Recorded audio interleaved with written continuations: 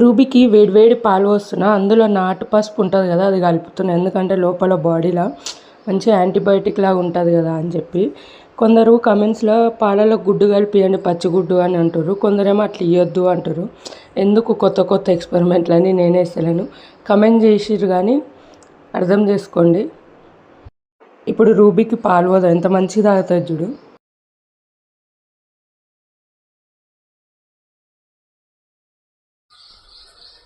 పాలు తాదులే రూబిటో, రూబీ పాలు తాదురా.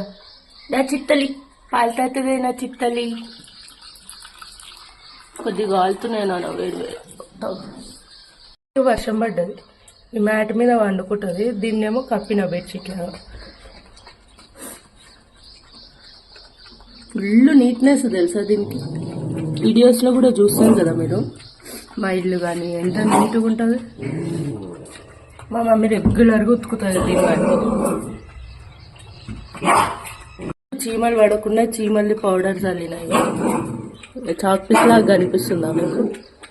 చీమలు రావద్దని. రూబీ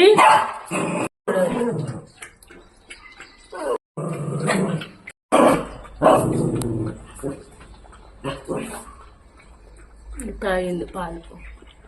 మంచిగా ఏది పెట్టినా తింటుంది తెలుసా, ఏది పెట్టినా తింటుంది. నాకు అది నచ్చుతుంది.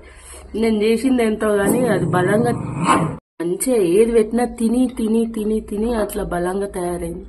కొన్ని చూస్తే అయితే తినవు కదా, అది తినకపోతే కూడా ఒక బాధ. ఇది మంచిగా తింటుంది తెలుసా. నేను ఒక 50% చేస్తే అది ఏది పెట్టినా తిని 50% అది సెట్ చేసుకుంది. నా రూబీ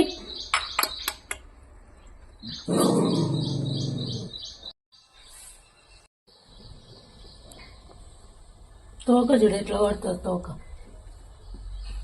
అప్పుడు బోన్ బయటకు వచ్చి దెబ్బ చీమంతా బయటకు వచ్చింది కదా, ఎంత మంచిగా తగ్గింది చూసిరా. తగ్గింది తగ్గింది తినమని తగ్గింది.